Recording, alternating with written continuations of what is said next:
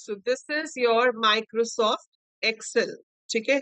सो Microsoft Excel को spreadsheet software भी कहा जाता है। सो एमएस ऑफिस के अंदर आपके पास जो मेन तीन कंपोनेंट्स हैं वो है MS Word, MS Excel, MS PowerPoint. So MS मतलब Microsoft, so Microsoft Word, Microsoft Excel, Microsoft PowerPoint. इसके अलावा और भी चीजें होती हैं जैसे माइक्रोसॉफ्ट आउटलुक हो गया, माइक्रोसॉफ्ट एक्सेस हो गया डेटाबेस मैनेजमेंट के लिए, माइक्रोसॉफ्ट फ्रंट पेज आता है। So those are there, but जो मेजर कंपोनेंट्स है वो वर्ड, एक्सेल और पावर पॉइंट होते हैं। सो ये जो आप विंडो देख रहे हो दिस इज माइक्रोसॉफ्ट एक्सेल। अब एक्सेल किस लिए यूज होता है? It is use basically to represent data in rows and columns, and इसके ऊपर आप कैलकुलेशंस कर सकते हो। It also helps you in data analysis. तो हम इसमें ग्राफ्स, चार्ट्स वगैरह बना सकते हैं और अपने डेटा को एनालाइज कर सकते हैं। सो बहुत कुछ हो सकता है इसके अंदर। सो इसको पहली चीज हम क्या कहते हैं? स्प्रेडशीट सॉफ्टवेयर, ठीक है। So Microsoft Excel is a spreadsheet software. जैसे आप यहाँ पे देख रहे हो नीचे लिखा हुआ है शीट 1। ये जो सबसे ऊपर वाली लाइन होती है this is called your title bar. Title bar में एक्सेल का लोगो आ रहा है, आपकी जो फाइल है उसका नाम आ रहा है, ठीक है। आप कुछ सर्च करना चाहते हो तो यहाँ कर सकते हो। ये जो लाइन है file, home, insert, page layout, formula जो लिखा है ये है मेन्यू बार। इसमें सारे मेन्यूज हैं। अब इन मेन्यूज में से आप किसी भी मेन्यू पे क्लिक करोगे तो उस मेन्यू के अंदर की ऑप्शंस आ जाएंगे। जैसे फाइल में है new, open, save and all. ऐसे ही अगर मैं एडिट पे जाऊंगी तो उसमें ऑप्शंस आ जाएंगे, इंसर्ट में ये ऑप्शंस आ गए हैं, ठीक है। अब ये लेटेस्ट वर्जन है तो आपके मेन्यूज यहाँ नीचे ऐसे आ जाते हैं। जो पुराने वर्जन हैं उसमें से ड्रॉप डाउन मेन्यू आते थे, ठीक है। अब आपके पास आप मेन्यू पे क्लिक करते हो तो सिर्फ आपका ये वाला जो स्टैंडर्ड टूल बार है ये ही चेंज हो जाता है।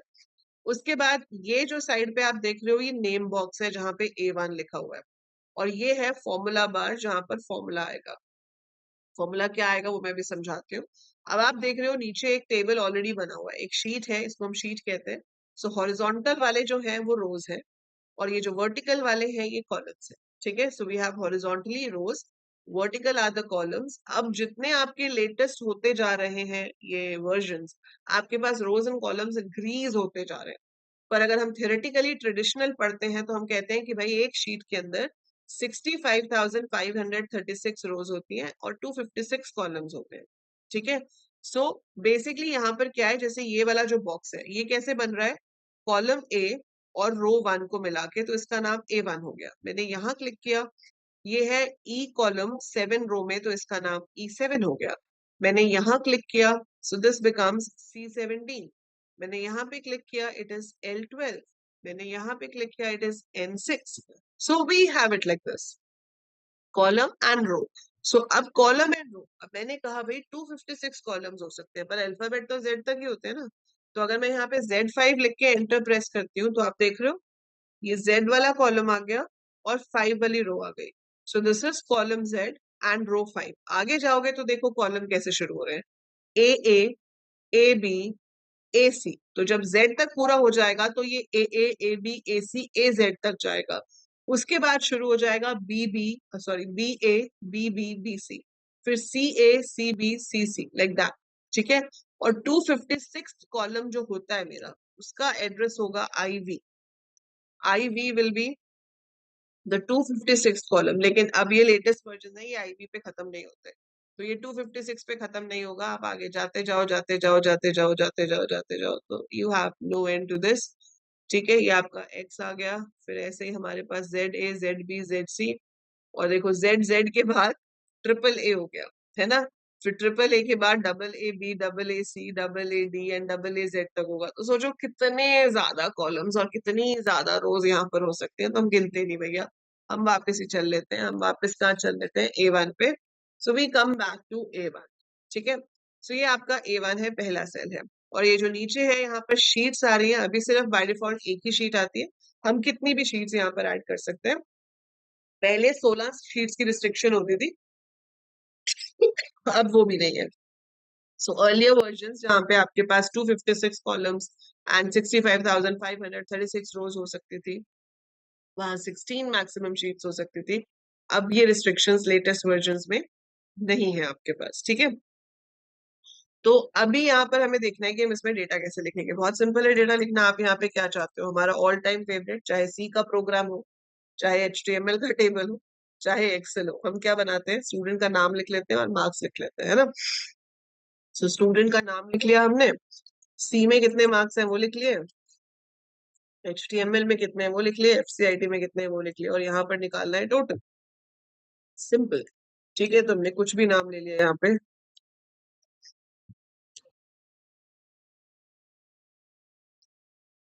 Let's have written this.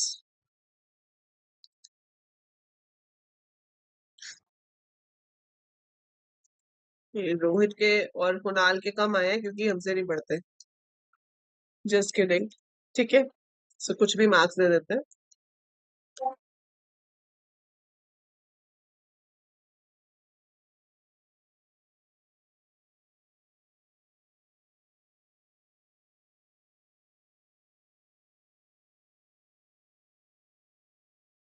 Let's say ये मार्क्स।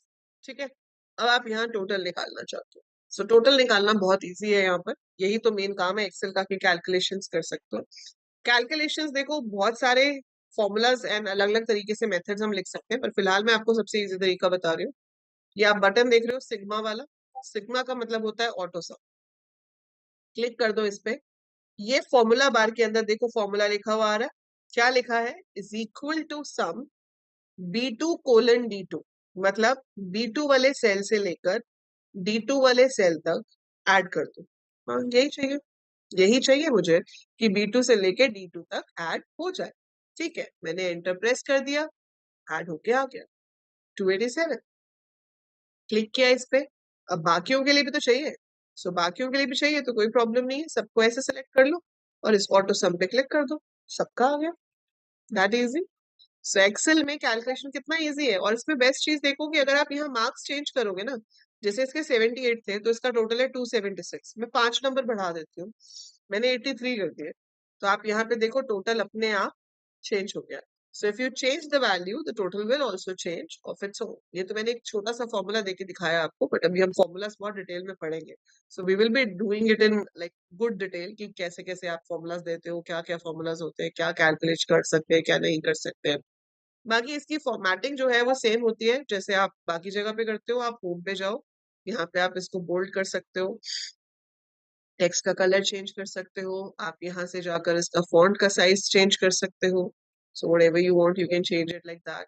इवन आप रो का बैकग्राउंड कलर भी चेंज कर सकते हो, जैसे ये है आपने इसको येलो कर दिया, ठीक है, आपने इसको सिलेक्ट किया, इसका बैकग्राउंड आपको सियान चाहिए, कोई भी कलर ये दे दिया आपने, ठीक है, आप इसको भी बोल्ड चाहते हो, टेक्स्ट का कलर आपको यहाँ पर ब्लू चाहिए तो आपने ब्लू दे दिया, पर आप देख रहे हो इसमें बॉर्डर्स नहीं आ रहे अब, है ना। बॉर्डर्स नहीं आ रहे तो बॉर्डर्स के लिए भी हमारे पास ऑप्शन है। सो बॉर्डर्स के लिए आपके पास यहाँ पर ये वाली ऑप्शन है, इसमें सिर्फ नीचे लाइन आ रही है, आप इस एरो पे क्लिक करो, इसमें आप चूज कर सकते हो कि आपको सिर्फ बॉटम पे बॉर्डर चाहिए, सिर्फ टॉप पे चाहिए, सिर्फ लेफ्ट पे चाहिए, कहाँ चाहिए, तो मुझे तो सब तरफ चाहिए।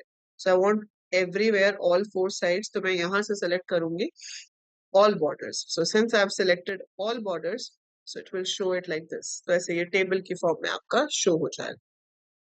ठीक है, सो इस तरह से हम इसकी फॉर्मेटिंग भी कर सकते हैं। तो आप इसमें कलर चेंज करना, फॉन्ट चेंज करना, साइज चेंज करना, वो सब कुछ कर सकते हो, can do everything over here. ठीक है, सो यहाँ पर आपके पास ऐसे ऑप्शन आती है, जो पुराने वर्जन थे उसमें फॉर्मेट मेन्यू के अंदर सेल ऑप्शन होती थी, तो हम वहां से कर सकते थे। ठीक है, but you are lucky enough कि आपको इसके स्टेप्स वगैरह लिखने के लिए नहीं आते एग्जाम में, प्रैक्टिकल में आते हैं, तो प्रैक्टिकल में आपको स्क्रीन दिखेगी and you will be able to do it.